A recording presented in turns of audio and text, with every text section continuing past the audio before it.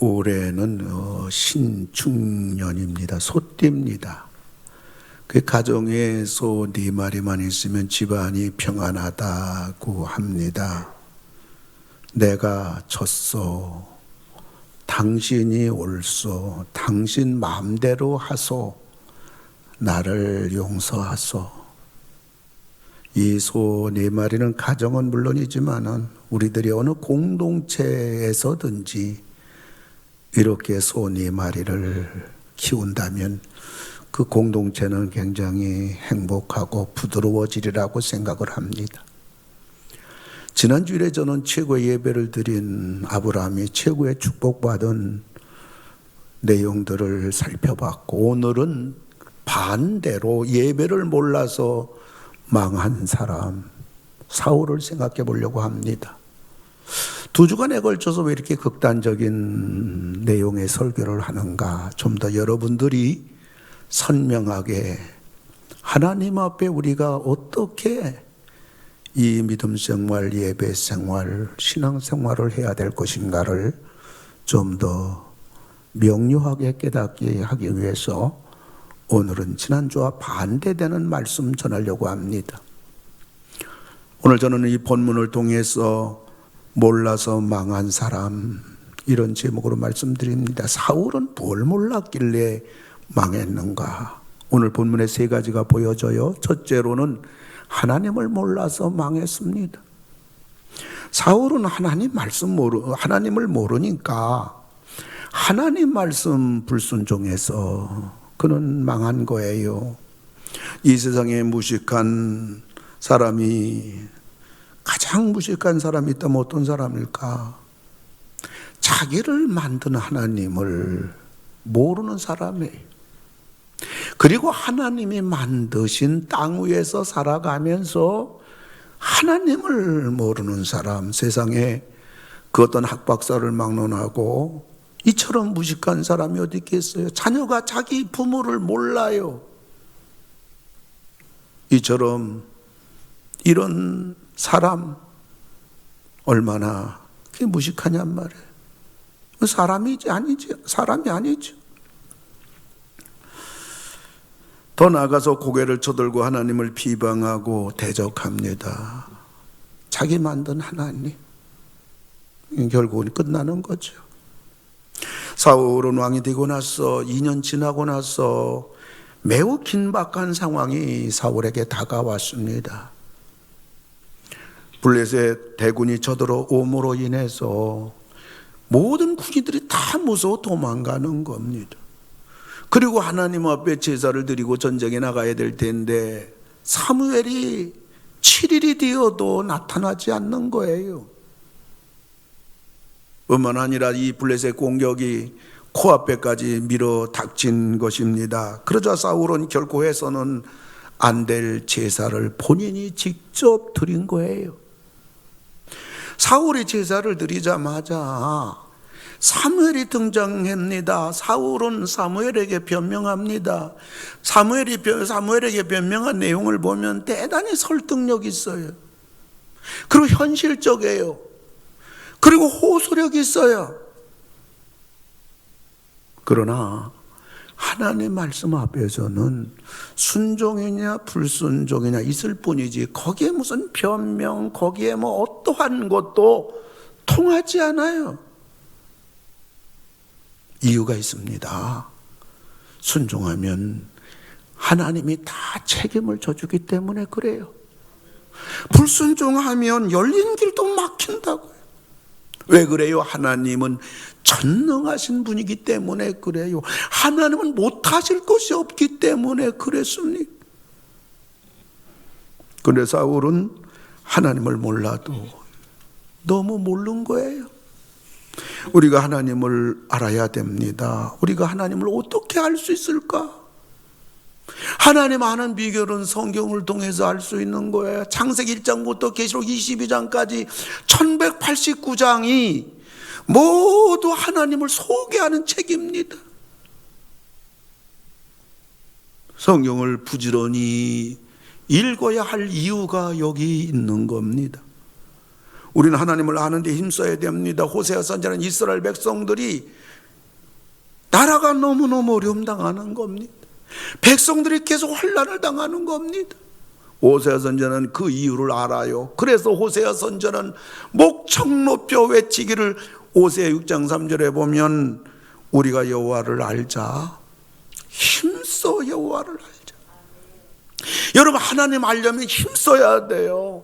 여러분, 성경 읽는 거 힘쓰지 않으면요, 여러분 성경 읽을 수가 없어요. 인생은 하나님을 모르니까 다 망가지는 겁니다. 별짓을 다 하는 겁니다. 하나님 알면 딴짓 안 해요. 엉뚱한 짓 안 한다고요.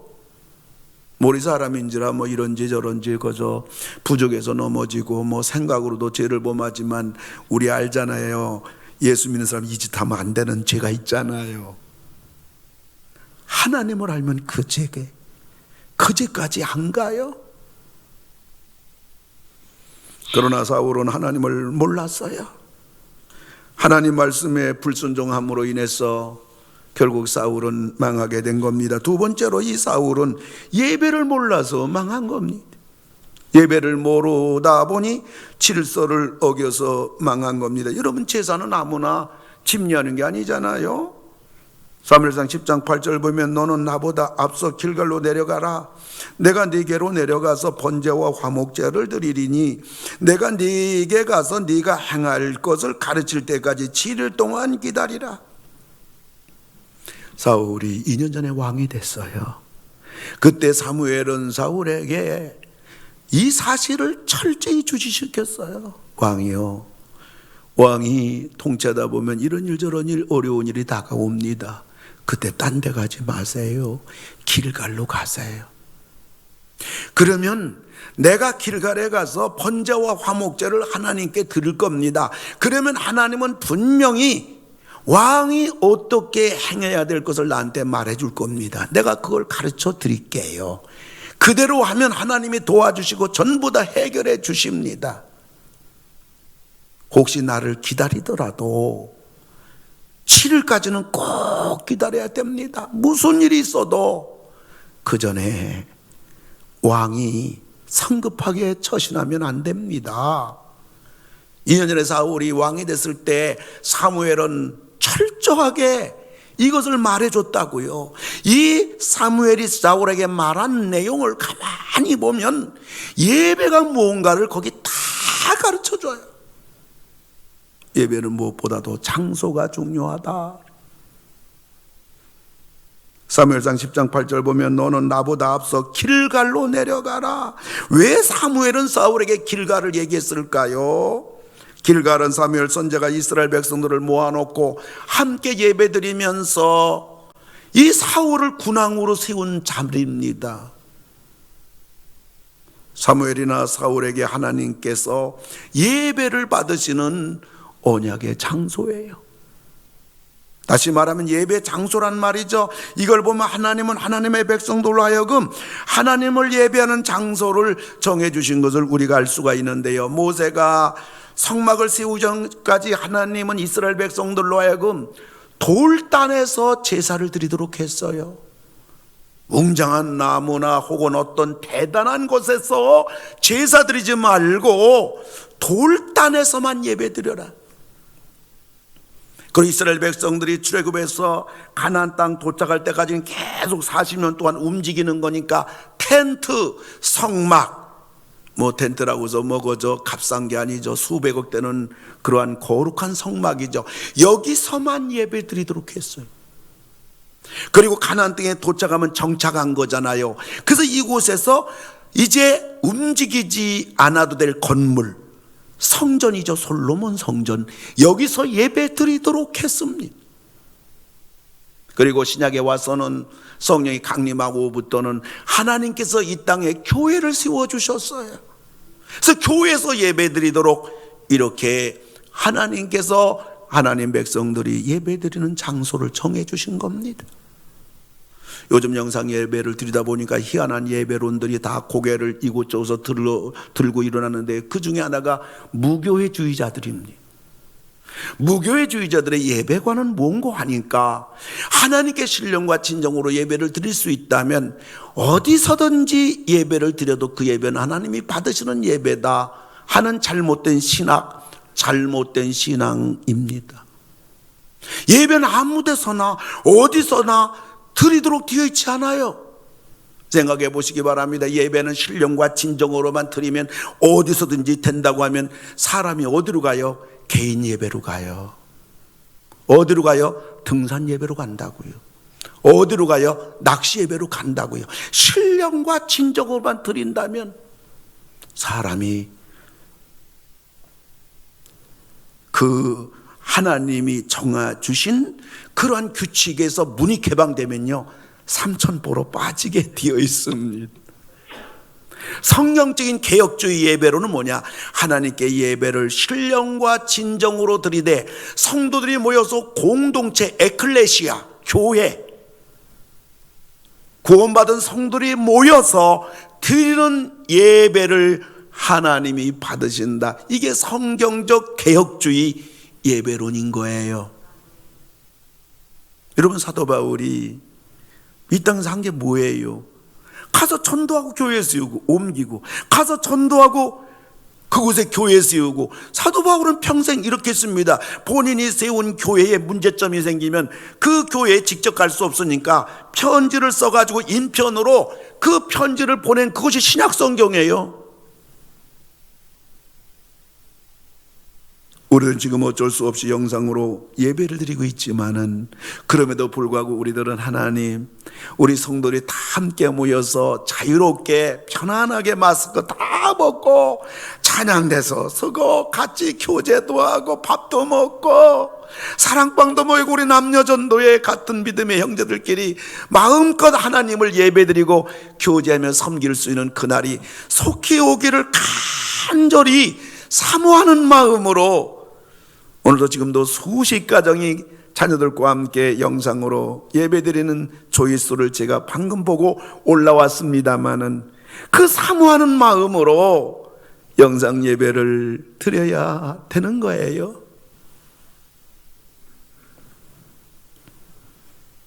예배는 성전에서 드려야 된다. 길갈에서 반드시 사울왕이요, 그곳에서 드리십시오. 뿐만 아니라 이 사무엘이 사울에게 가르쳐 준 거 보면 질서를 또 말해줘요. 사무엘은 사울에게 내가 길갈로 가서 번제와 화목제를 드리겠노라. 그래 사울은 어떻게 했습니까? 9절을 보면 사울이 이르되 번제와 화목제물을 이리로 가져오라 하여 번제를 드렸더니 사울이 직접 제사 드렸어요. 결코 해서는 안 될 거지요. 물론 환경은 기막힌 환경에 처해 있는 것을 모르는 건 아니에요. 이런 사울에게 하나님이 뭐라고 말씀합니까? 내가 네 형편 잘 알고 있다, 어쩔 수 없지 뭐. 아니에요. 13장 13절 보면 사무엘이 사울에게 이르되 왕이 망령띠 행하였도다. 여기서 망령띠 행하였다는 말의 원문의 의미는 뭐냐면 네가 하나님의 영광을 찬탈하고 하나님의 주권을 침범한 범죄 행위인이라. 그리고 하나님은 사울의 왕권을 그 자리에서 거둬버렸어요. 어떤 사람은 그럽니다. 하나님 앞에 한 번 사울이 이렇게 했기로서니 너무 혹독하지 않습니까? 이렇게 생각을 할 수도 있겠습니다만 하나님이 보실 때는 그만큼 용서할 수 없는 큰 죄라는 거죠. 제가 볼 때에 교회 질서를 무너뜨리는 것보다 더 무서운 죄는 없는 것 같아요. 교회를 어지럽히고 교회를 소란스럽게 하고 교회에서 싸우고 교회를 분열시키는 것보다 제가 아는 하나님, 질서의 하나님은 이것이 가장 우리들이 하나님 앞에 큰 죄라고요. 저는 목회 36년 하면서 가장 제 목회에 중요한 것 중에 하나가 내가 교회를 어지럽히는 목사가 되지 말아야 되겠다. 나 때문에 교회가 어지럽고 목사가 밀어내가지고 교회를 소란 피우고 목사가 어떤 목적 때문에 교회를 분열시키고, 하나님, 제가 그런 자라면 저는 그 자리에서 보따리 싸들고 나갑니다. 절대로 하나님 교회 질서를 어지럽히는 목회자 되지 않겠습니다. 36년 동안 저는 이것을 제 목회에 무엇보다도 가장 소중히 간직하고 제 자신을 늘 경계하고 여기까지 왔어요. 하나님 은혜 가운데 또 제가 좋은 장로님들 만나서 실수해도 장로님들이 옆에서 보살펴 주시고 챙겨 주셔서 무사히 첫째는 하나님의 은혜고 둘째는 장로님들의 따뜻한 사랑으로 여기 왔습니다마는 교회 질서를 무너뜨리는 거 가장 무서운 죄구나. 두 번째가 직분 질서를 무너뜨리는 거죠. 주의 종을 대적하는 거죠. 장로님들을 대적하는 거죠. 우리가 평생 교회 다니고 예수 믿으면서 교회 질서, 직분 질서, 이것만큼은 여러분들이 겸손하게 끝까지 사울처럼 몰라서, 예배 몰라서, 질서 몰라서 망하는 인생이 아니라 끝까지 이 길을 묵묵하게 걸어가심으로 하나님의 은혜와 사랑과 긍휼과 자비와 축복이 여러분과 여러분 자손에게 가득가득 임하기를 주님의 이름으로 축원을 드립니다. 이것이 무너지면요, 교회도 무너지고, 이것이 무너지면 우리 신앙도 무너지고, 나만 무너지는 것이 아니라 부모의 이 모습을 본 자녀들 신앙 다 망가집니다. 우리의 축복도 무너집니다. 제가 아는 성도가 있어요. 근데 이 성도가 물론 우리 교회는 아니지만 교회를 너무 옮기는 거예요. 제가 그랬어요. 집사님, 왜 교회를 옮기고 또 옮기고 또 옮깁니까?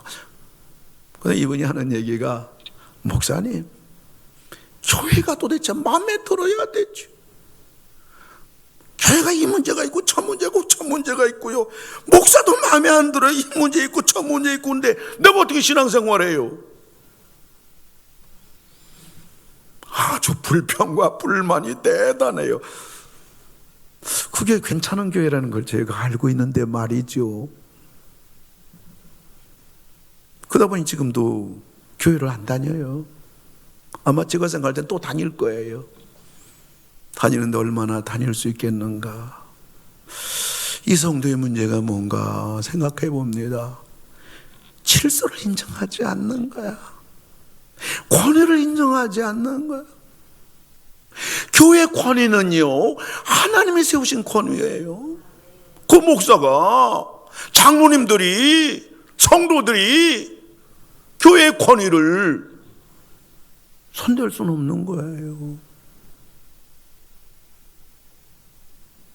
주의 종의 권위도 하나님이 세우신 것이고, 장로님들의 권위도 하나님이 세우신 거 아니에요? 인정 안 해. 마음에 안 든다는 거야. 바꿔 말하면, 제가 그렇게 묻진 않았지만 이렇게 묻고 싶은 거야. 당신은 뭐길래 당신이 기준이냐? 당신이 어떻게 기준이 될 수 있냐? 이 성도는 이런 버릇 고치지 않으면 신앙생활 불가능해요. 하나님 앞에 아주 위험한 성도입니다. 한 성도가 평생 교회에 그리고 주의 종과의 질서만 잘 지켜도 그 성도의 신앙생활, 그 성도 교회 생활 이상이 없어요.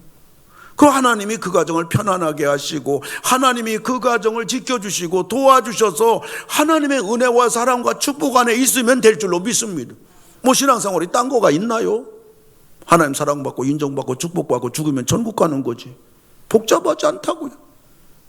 더군다나 우리 자녀들 좀 하나님 앞에 그 사랑 그 복을 좀 많이 받아서, 부모 신앙 이어받아서, 우리 자녀들 하나님 사랑 축복 많이 받아서 그 신앙이 계속 손자 손녀 계속 이어지면 되지요. 최고지요. 사울은 장소의 문제가 있어. 장소의 문제는 이상 없어요. 길갈까지 왔으니까. 근데 질서를 다 망가뜨렸어요. 제멋대로요. 그리고 예배는 또 말씀 아니겠어요? 10장 8절 내가 네게 가서 네가 행할 것을 가르칠 때까지 기다려라. 여러분, 예배는 은혜 받는 거 중요하지요만은 더 중요한 게 있어요. 그것은 예배 시간을 통해서, 말씀을 통해서 네가 어떻게 행할 것을 가르칠 때까지. 다시 말하면 우리가 예배를 통해서, 설교 말씀을 통해서 우리는 내가 어떻게 행할 것을 배우는 시간이에요. 우리는 그저 나 은혜 받았다, 감사한 일이죠. 예배당 문 나서면서 제목 모르는 거 있죠. 설교 제목 모르는 거 있죠. 그 은혜는 과연 어떤 게 은혜일까요? 아니에요. 100번 은혜보다도요, 우리가 하나님 말씀 한마디라도 깨닫게 되고, 내가 어떻게 이렇게 예수 믿어야 되겠구나, 내가 신앙생활 이거 잘못했구나, 이게 하나님이 원하시는구나, 그거 하나 붙잡고 변화된다면 은혜 받았다고 우리가 말하는 100번 1000번보다 더 귀하지 않겠어요? 내가 네게 어떻게 행할 것을 가르칠 때까지 그대로 하면 돼. 환경이 문제가 아니야. 그리고 7일 동안, 사무엘은 사울에게 7일 동안 시간을 정해줬어요. 우리는 하나님께 예배드리는 시간이 있잖아요. 주일 아니겠습니까? 주일은 우리의 날이 아니라 주님의 날이고요. 예배 시간은 사람이 정한 것이 아니라 하나님이 정하신 거 아닙니까? 그리고 7일을 기다리라는 말은 사모하라는 말이에요. 우린 주일도 사모하고 예배도 사모해야 될 줄 압니다. 그래서 사울은 예배를 몰라서 망한 겁니다. 예배를 모르다 보니 질서를 어겨서 망한 거죠. 예배는 교회에서 드려야 된다, 장소예요. 예배는 주일에 드려야 된다, 시간이겠죠. 우리는 은혜를 사모해야 된다, 마음 이야기겠죠. 예배는 행할 말씀을 받는 시간이다, 내용 이야기겠죠. 우린 교회에서 질서를 잘 지켜야 된다, 권위 이야기겠죠. 사울은 예배를 몰랐어요. 결국 질서를 다 어겼다가 망했어요. 세 번째는 결과를 몰라서 망했습니다. 사울은 결과를 모르니 제멋대로 하다 망한 겁니다. 예수를 믿는 우리들은 이걸 행하면 어떻게 된다는 걸 알아요. 이걸 행하면 하나님이 기뻐하신다. 이걸 행하면 하나님이 복을 주신다. 이걸 행하면 하나님께 의도 터지지. 이거 하면 안 되지. 예수 믿는 사람은요, 그거 다 알아요. 근데 이상하게 예수 믿는 사람들이 알면서도 매맞을 길로 가요. 자기는 예외가 될 줄 알아요. 하나님 잠시 눈 감아줄 줄 알아요. 사울은 하나님이 어떠하든, 말씀이 어떠하든, 직분이 어떠하든, 질서가 어떠하든 군인들이 다 흩어져요. 사무엘이 지금 안 오고 있다고요. 블레셋 공격이 코앞에 있다고요. 제사를 드렸어요. 자기가 제사를 드리면 결과가 어떻게 된다는 걸 알았더라면 사울은 결코 제사 드리지 않았을 거예요. 환경 따라 처신하고, 생각 따라 행동하고, 사람 따라 움직인 거예요. 사울의 결과는 물어볼 것 없지요. 13장 13절 14절 보면 사무엘이 사울에게 이르되 왕이 망령띠 행하였도다. 왕의 하나님 여호와께서 왕에 내리신 명령을 지키지 아니하였도다. 그리하였더라면, 순종했더라면 여호와께서 이스라엘 위에 왕의 나라를 영원히 세우셨을 것이거늘 지금은 왕의 나라가 길지 못할 것이라. 여호와께서 왕에게 명하신 바를 왕이 지키지 아니하였으므로 여호와께서 그의 마음에 맞는 사람을 구하여 여호와께서 그를 그의 백성의 지도자로 삼으셨느니라. 다윗이죠. 직각이에요, 하나님. 우리는 사울 다음에 다윗을 하니까 사울이 오늘 몰라서 망한 사람이 됐잖아요. 그러니까 하나님은 사울이 단명하고 그 다음에 다윗을 하나님이 다 세우셨다. 그러니까 오늘 하나님이 하신 말씀, 네가 순종했더라면 네 후손의 왕위가 영원하리라. 이거에 대해서 동의하기가 쉽지 않지요. 아니라고요. 하나님이 거짓말했겠어요? 네가 순종했더라면 너의 후손 대대로 왕이 되리라. 하나님이 그대로 했을 겁니다. 엄청나잖아요. 불순종하니까 사울 일대로 끝났다고요. 순종했다면 네 후손이 대대로 왕이 되리라. 결과가 너무너무 큰 거예요. 사울은 결과를 몰랐어요. 어쩌면 결과를 무시했을 거예요. 결국은 망한 거죠. 평생 이후 보면 귀신 들립니다. 평생 파괴하는 일만 하는 거예요. 여러분, 세상 사람들 가운데 파괴하는 일만 하는 사람이 있어요. 가정도 파괴하고 부부도 파괴, 행복도 파괴하고 계속 파괴. 개인적으로 불행한 종말을 맞이했던 사울. 왕이 이러하니까 국가적으로 재앙을 초래한 사울. 그리고 결국은 블레셋과의 전투에서 그 유명한 요나단이라는 아들을 위시해서 세 아들과 함께 전투해서 네 부자가 그 자리에서 전사합니다. 가정적으로 재앙을 초래한 사울. 개인적으로 불행했고 국가적으로 재앙을 초래했고 가정적으로는 망한 사울이 된 거예요. 여러분들이 부모로서 여러분들이 믿음 생활 잘하며 아브라함처럼 흥할 사람이 된다면 하나님께서 너와 네 후손들을 내가 책임져 주리라. 이 약속은 하나님의 이 은혜는 계속 지금도 그대로 이어지는 거예요. 우리는 사울을 보면서 결과가 얼마나 중요한가를 우리가 알게 되는 것은 결과가 너무 크다는 거예요. 사울이 잘했더라면 후손이 계속 되었으리라. 네가 죄를 범함으로 너로 끝이다. 결과가 너무 큰 거예요. 그리고 결과는 결론이에요. 빼도 박도 못합니다. 돌이킬 수 없어요. 피할 수도 없어요. 선택의 여지가 없어요. 결과가 주어지면 그것이 끝입니다. 그리고 행한 대로고요. 심은 대로. 우연은 없어요. 예외는 없어요.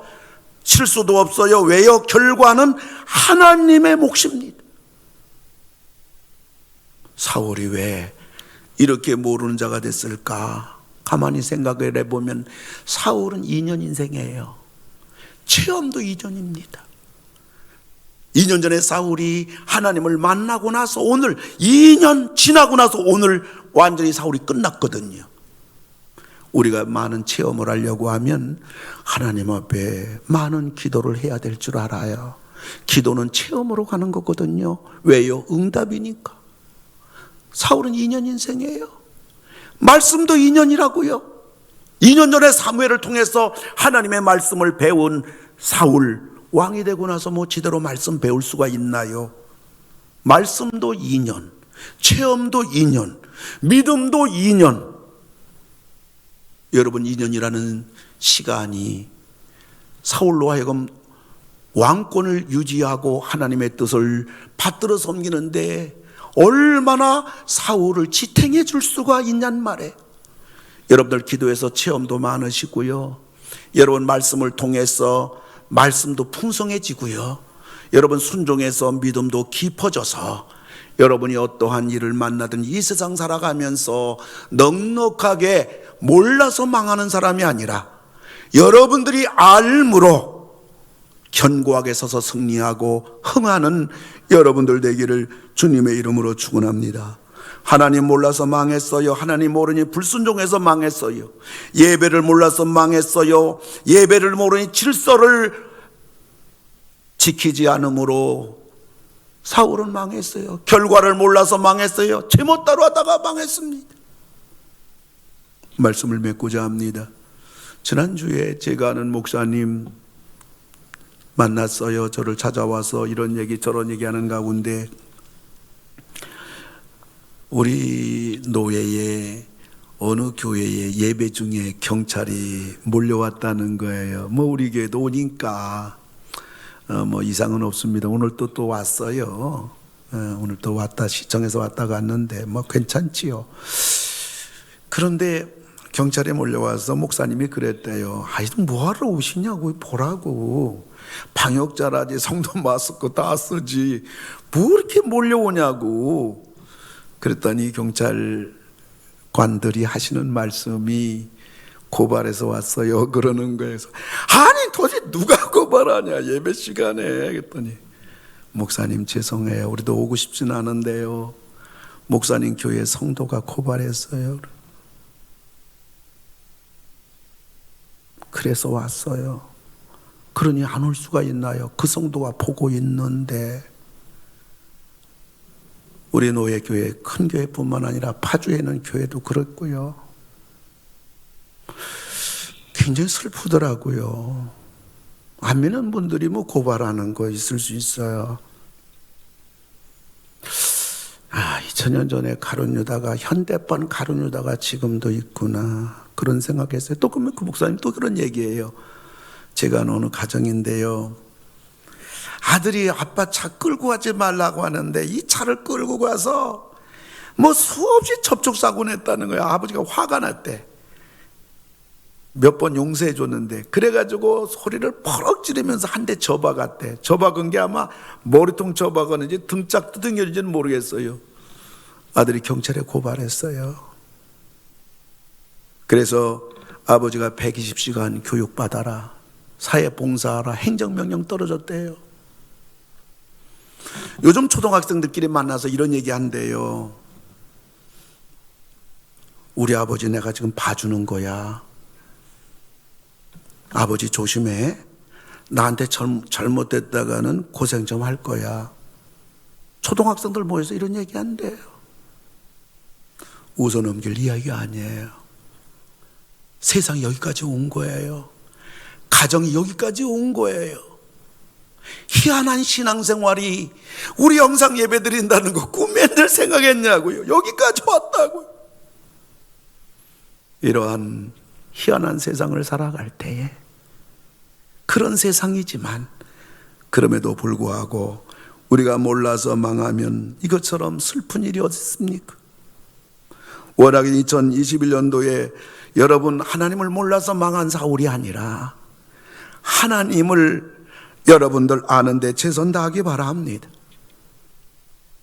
하나님 말씀 불순종하지 않기 위해서 우리는 부지런히 2021년도에 하나님 말씀을 통해서 여러분 하나님 잘 아시는 올해가 되기를 바랍니다. 그리고 예배를 바로 드리시기를 바랍니다. 무엇보다 교회 안에서의 질서를 잘 지키시는 여러분 되기 바랍니다. 교회를 사랑하고 우리는 충성할 것이죠. 교회 평안하고 교회가 부흥할 수 있다면 내가 그 수고를 기쁨으로 감당하는 그러한 우리들이 되어야 될 줄 압니다. 주의 종과 장로들과 좋은 동역자의 관계를 여러분들 가지시기를 바랍니다. 그 결과는 이미 나와 있어요. 그리고 우리는 복을 심고 선을 심고 의를 심으시는 여러분 되기 바랍니다. 원하기는 2021년도가 몰라서 망하는 사울 같은 인생이 아니라 아브라함처럼 알아서 흥하는 그러한 여러분들 전부 다 되기를 주님의 이름으로 축원합니다.